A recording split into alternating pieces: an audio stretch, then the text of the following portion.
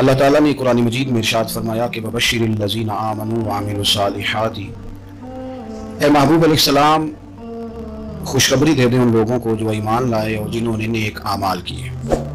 अन्ना लहुम जन्नातिन तजरी मिन तहतिहल अनहार, उनके लिए। बयान शुरू होने से पहले सब मेरे बहन भाई एक बार दुरूद शरीफ पढ़ लें। शुक्रिया।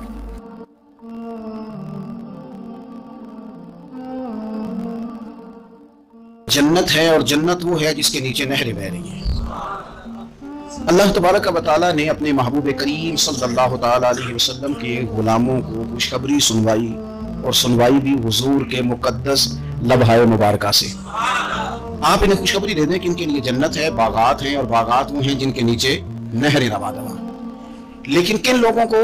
जो ईमान लाए और जिन्होंने नेक अमाल किए। कुछ ना कुछ इंसान को ना अमल करना चाहिए। वो जो अमल है ना, कोई बंदा अपने अमलों से जन्नत में नहीं जाएगा, जन्नत में खुदा के फजल से जाएगा। लेकिन ये जो आमाल है ना, ये सबब बनेंगे अल्लाह की रहमत का, ये जरिया बनेंगे खुदा के करम के मतवज्जे होने का। जब हम नेक अमाल करेंगे तो उस अमल की वजह से रहमत होगी, और वो रहमत हमें अल्लाह के करीब भी ले जाएगी, और उस रहमत की बरकत से रब जन्नत भी अता फरमाएगा।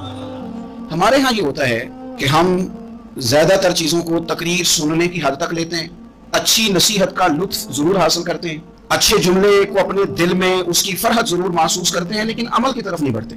उसका नुकसान ये होता है कि ये माज़अल्लाह एक बाकायदा शुबा बन जाता है कि मैंने बड़ी खूबसूरत तैयार करके तराश खराश करके बात करनी है, बड़ी उम्दा करनी है।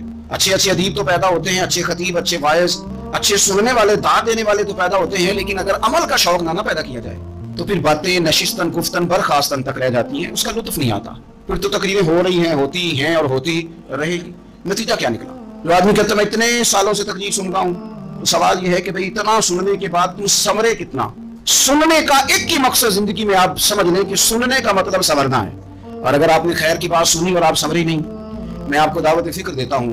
नबी पाक सल्लल्लाहु तआला अलैहि वसल्लम ने इरशाद फरमाया, एक औरत थी, तवाइफ थी, सारी जिंदगी उसकी गुनाहों में गुजरी माज़अल्लाह। फिर वह कुएं के पास से गुजर रही थी, एक प्यासा कुत्ता उसने वहां प्यास से तड़पते सिसकते देखा, और फिर उसने अपने जूते को लटकाकर अपने दुपट्टे की मदद से या जैसे उससे मुमकिन हो सका उसने पानी निकाला, कुत्ते को पिलाया, अल्लाह ने उसकी बख्शिश फरमा दी।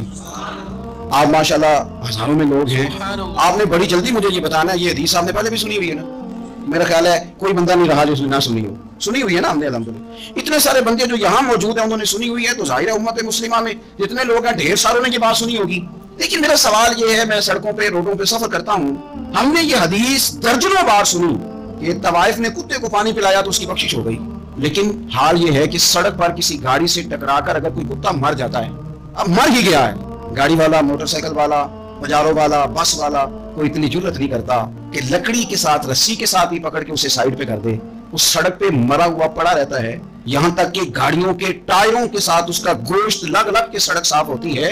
उस महबूब के मानने वाले, जिस महबूब ने बताया कि तवाइफ ने पानी पिलाया था, और हमें समझ भी आ गई और हदीस पढ़ भी ली और सुन भी ली, फिर उस मुल्क की जो मुसलमानों का मुल्क है उसकी सड़कों पर मरे हुए कुत्तों को उठाए भी कोई ना, और जख्मी कुत्ता जख्मी हो ही गया है, अब उसे सड़क से साइड पे ही कर दिया जाए कम से कम, ताकि उसकी अगर जान बाकी है तो बच जाए। तो फिर मुझे बताओ ना मेरे दोस्तों, हमने किस लिए तकरीरें सुनी है, किस लिए खुतबे सुने हैं?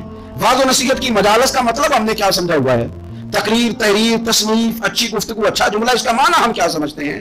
तो आज जो खूबसूरत घड़ियां शब बारात की सूरत में हमें नसीब होने जा रही हैं, उससे पहले पहले अपने दिल में यह इरादा करो कि रब करीम ने हमें जितना दीन का फाहम दिया है, समझ दी है, इल्म दिया है, हम इरादा करते हैं अब हम सिर्फ सुनेंगे नहीं, पढ़ेंगे नहीं, सिर्फ बयान ही नहीं करेंगे, हम अमल भी करेंगे।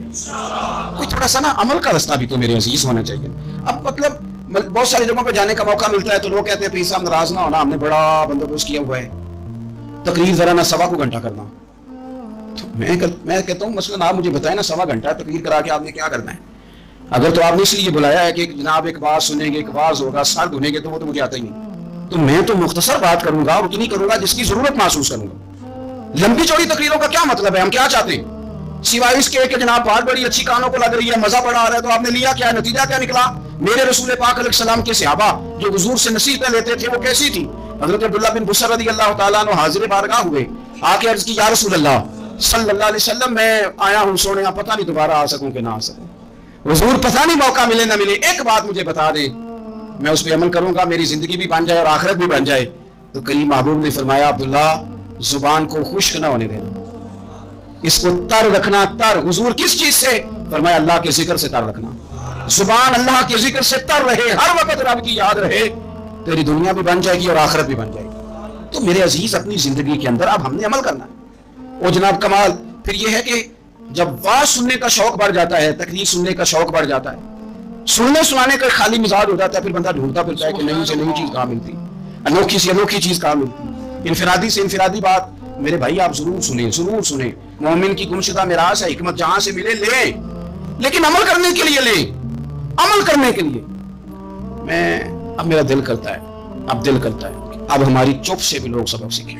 حضرت باجی بستامی فرمایا کرتے تھے جس نے ہماری چپ سے کچھ نہیں سیکھا اس نے ہماری تقریر سے کیا سیکھنا ہے. آپ تھوڑا سا نا اشاروں کی بولی بھی سمجھیں, آپ تھوڑا سا یہ بھی ہو کہ بس بات پوری ہونے نہ پائے اور انسان کی رغبت عمل کی طرف بڑھ جائے. یہ مزاج ہمیں دیا ہے. اب تو بھائی آ جائیں, آپ صبح بھی تقریر کر دیں, دوپہر کو بھی تقریر کر دیں, شام کو بھی تقریر کر دیں, تو پھر یہ بھی ہوتا ہے کہ جناب وہ بیان آپ نے جو سنایا تھا نا وہ ذرا دوبارہ سنا دیں. تو میں کہتا ہوں پہلے سننے پر عمل ہو گیا تھا, نہ کریں. اب ہمیں تھوڑی باتیں سیکھ کر ان پر عمل کرنا ہے اور آگے بڑھنا ہے. بڑی سادی بات میرے ابا جی بتایا کرتے تھے. والد صاحب کہتے ہیں کہ ایک دیہاتی بندہ نہ چلا گیا وہ کسی مولوی صاحب کی تقریر سننے. تو اس زمانے میں آپ کو پتہ ہے یہ واش روم کا مروجہ نظام نہیں ہوتا تھا, تو لوگ کھیتوں میں دوسری جگہوں پہ پیشاب کے لیے جاتے تھے. تو مولانا نے ایک احتیاط بیان کی. وہ کہنے لگے کہ پیشاب سخت جگہ پہ نہ کرو, زمین پہ بیٹھ کر, ورنہ پیشاب کے چینٹے اڑیں گے, کپڑوں پہ پڑیں گے, اور حدیث میں سخت حکم ہے اس مسئلے. تو کوئی نرم جگہ ہو ایسی جہاں پیشاب کریں چینٹے نہ اڑیں. بندہ عمل کرنے والا تھا نا, اس نے میری تقریر سن کے سر دھن کے جانا نہیں تھا. اس نے اتنی ساری ریت لے لی, کپڑے میں باندھ لی, اور وہ اس نے کندھے پہ رکھی ہوئی ہے. جہاں پیشاب کا وقت آتا پہلے ریت بچھاتا, پھر پیشاب کرتا تاکہ میرے کپڑوں پہ نہ پڑے. ایک صاحب نے اسے کہا کوئی ہفتے بعد چلو بیان سننے چلیں. تو کہنے لگا میں پہلے پہ عمل کر لوں, یہی بڑا ہے.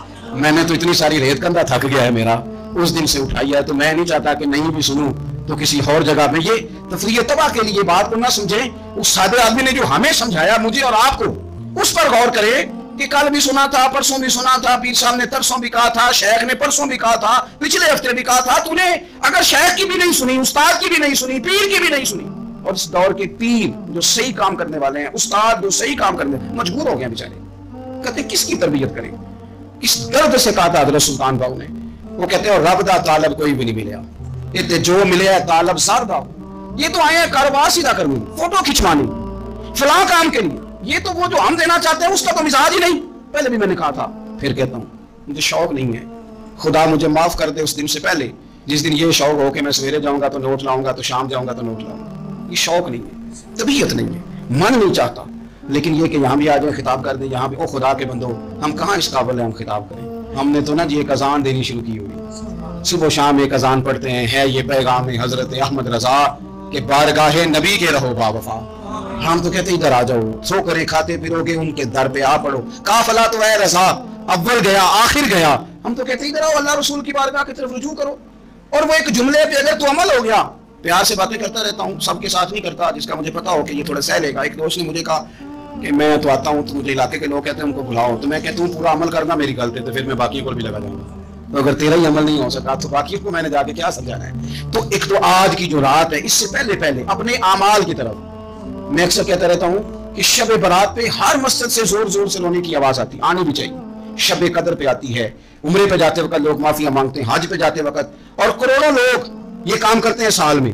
اگر 25 لاکھ 26 لاکھ آدمی یا 50 لاکھ آدمی حج کرتا ہے اور وہ جانے سے پہلے معافی مانگ کے گیا, توبہ کر کے گیا, اور کروڑوں لوگ ہیں جو شب قدر میں ہیں, شب برات میں ہیں, اور انہوں نے کھول کے توبہ کی ہے, تو پھر میرے بھائی سویرے کرپشن ختم ہونی چاہیے نا ملک سے. سویرے 75% جھوٹ ختم ہونا چاہیے نا. ساری رات لوگوں نے توبہ کی. صبح 80% حقوق و لباس کا مسئلہ حل ہونا چاہیے تھا کہ نہیں ہونا چاہیے.